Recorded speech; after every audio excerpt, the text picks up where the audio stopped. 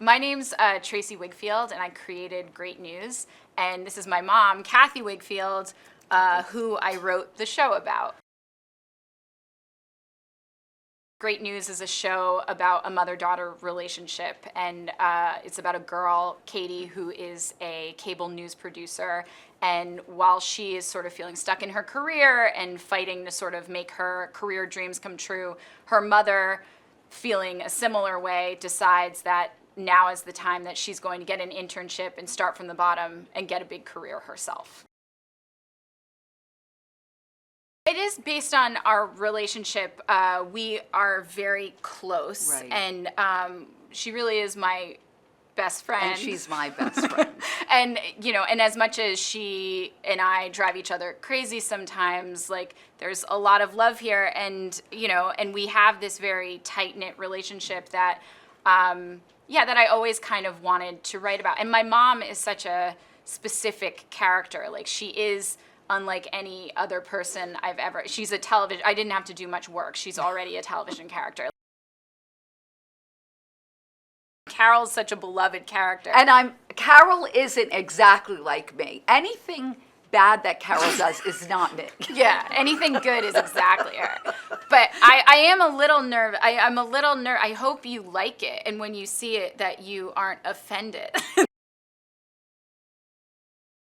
I think and I pray that this show will reach so many people because everyone loves their mom.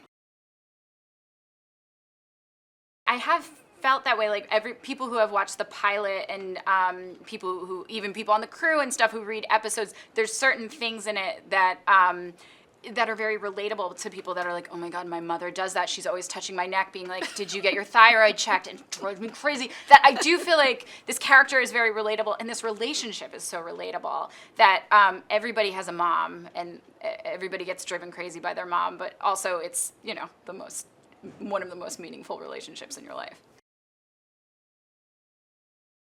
Choosing Andrea Martin was kind of easy because I knew her from, she was in an episode of 30 Rock, and I was a writer there, and I had known her from SCTV and kind of had always thought of her as sort of a legend, and you know, Tina Fey is a giant fan of hers, so she had suggested her very early on because, you know, when I first came to Robert Carlock and Tina with the idea, they were like, okay, but this mom has to be like your mom.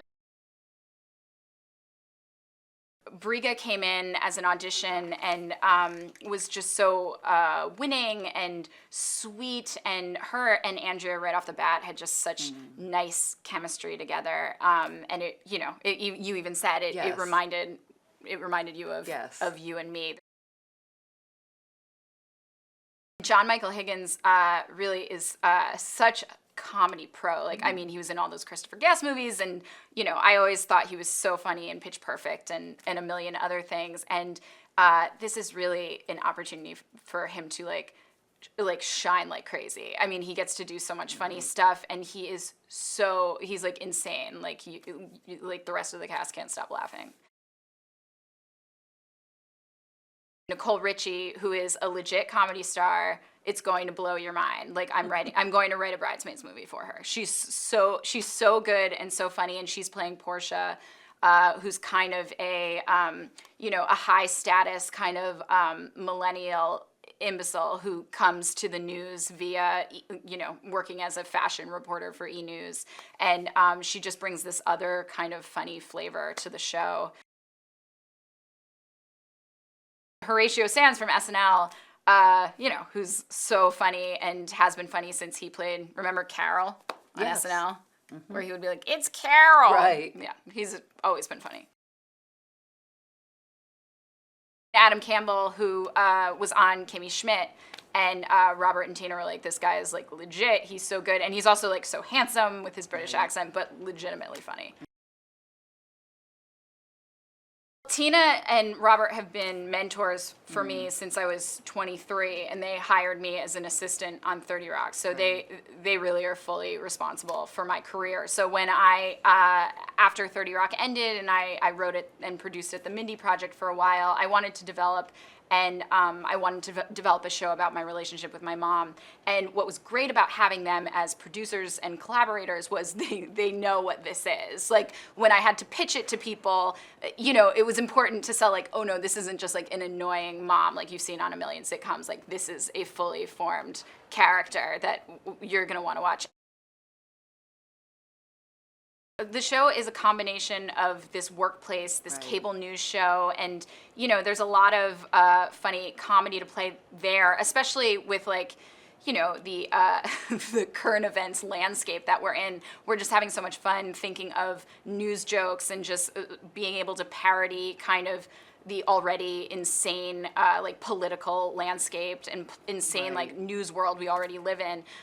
So that's been really fun. And in terms of where the show's going, I mean, the show is about Katie and Carol and how intermeshed they are and how close they are. And, you know, I think as the show progresses, we'll see these two people sort of separate and become more, you know, fully realized individual people, and Katie will start to appreciate, like, oh, this isn't just a mom, this is like a smart lady who has her own wants and her own goals that aren't just related to mine. And, you know, and Carol will hopefully start to feel about her daughter, like, oh, this is an independent person for me and not just someone I can check her thyroid all the time. She's not connected to my body. Most importantly, it's a happy show and an uplifting show, and a show about how it's never too late to go after your dreams. And that's something that's true for Katie, who finds herself sort of stuck in her career, and that's true for Carol, who felt like, you know, she already lived her life as a stay-at-home mom, and now, wait, there's this chance for a second life. And it's true for Chuck, who's the anchor of the show, who, you know, thought that he would be, you know, an NBC News anchor and then kind of got pushed off to this cable news station. And that's true for Greg, who we learned down the road is, you know, is in this job because he's trying to prove something to his family. And, you know, it's just that universal thing that it's never too late. And your right now is, you know, tomorrow could be something totally different. And that's life. And that's life. That's yes, right. Exactly.